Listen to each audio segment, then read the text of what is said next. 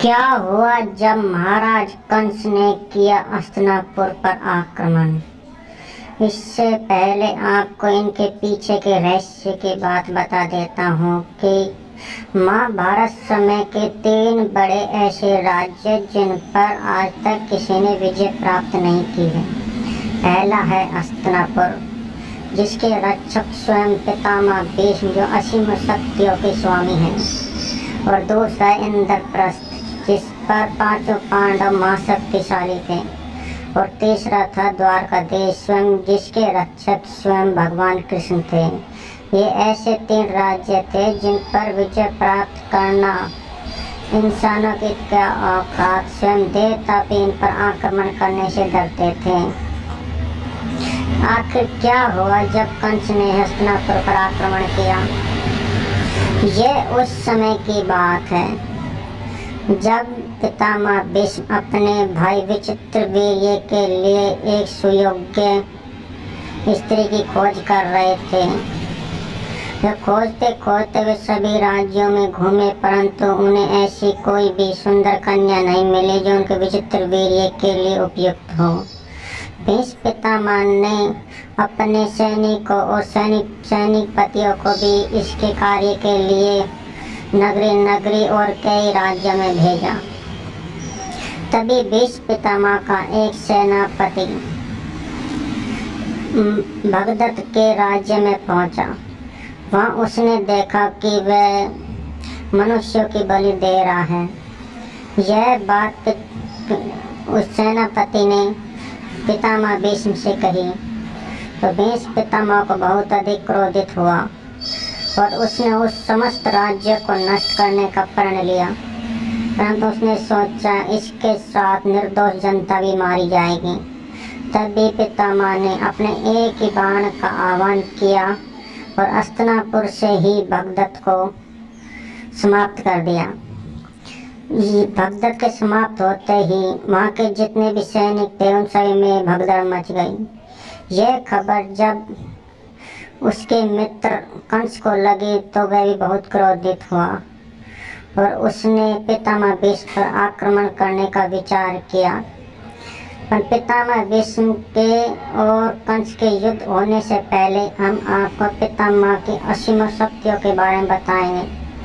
पितामह भीष्म संसार के ऐसे योद्धा थे जिनको इच्छा मृत्यु का वरदान था, और वे भगवान परशुराम के एक ऐसे शिष्य थे जिनके कारण तीनों लोगों की नई पृथ्वी के समस्त राजा महाराजा जिसके पराक्रम के आगे डरते थे। पितामह भीष्म एक इकलौते योद्धा थे जो पूरी पृथ्वी और देवों को जीतने का सामर्थ्य रखते।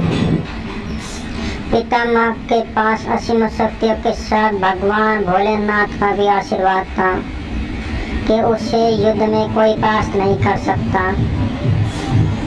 यह बात जानते हुए भी कंस अपनी मित्रता के सहारे और मित्र का बदला लेने के लिए पितामह की ओर युद्ध करने के लिए चला। जैसे ही पितामह ने हस्तिनापुर में आते हुए कंस को देखा तो वहाँ के राजा ने विचित्रवीर्य ने सेना को सुसज्जित होने का आदेश दिया, पर पितामह ने मना कर दिया कि मैं स्वयं ही युद्ध करने जाऊंगा। तभी अकेले पितामह भीष्म वहाँ पर आते हैं और अपने धनुष की टंकार से ही इतनी भयंकर ध्वनि उत्पन्न करते हैं कि कंस की सेना में खलबली मच गई। कंस यह देखकर बहुत घबरा जाता है और वह अपने सेनापति को पितामह की ओर भेजता है। पितामह अपने साधारण बाणों से ही उसको शरीर के खंड खंड कर देते हैं। यह देखकर वह और भी क्रोधित हुआ और कंस ने संपूर्ण सेना को पितामह की ओर आक्रमण करने के लिए कहा।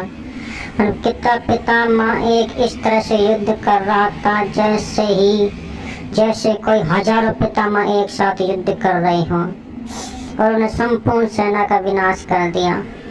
तभी ही कंस ने एक दिव्य बाण का आह्वान किया और पितामह के रथ को विहीन कर दिया, नष्ट कर दिया। तो इसके बाद पितामह को बहुत भयंकर क्रोध आया और क्रोध में उन्होंने पाशुपतास्त्र का आह्वान किया। पाशुपतास्त्र के आह्वान से ही पूरी धरती पर तेज हवाएं, बवंडर और चारों तरफ तबाही मचने लगी। यह देखकर कंस बहुत घबरा गया और उसे लगा कि आज मेरी मृत्यु आने वाली है।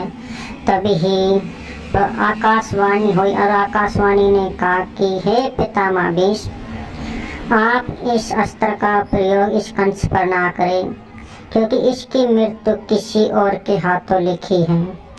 यह सुनकर पितामह ने अपने पाशुपतास्त्र को वापस अपने तुरीन में रख दिया और उस समय कंस को भी ज्ञात हो गया कि पितामह भीष्म एक ऐसे योद्धा हैं जिनसे विजय प्राप्त करना किसी के बस की बात नहीं है, और वे वहाँ से चले जाते हैं। यह देखकर आपको लग गया कि पितामह कितने शक्तिशाली योद्धा थे।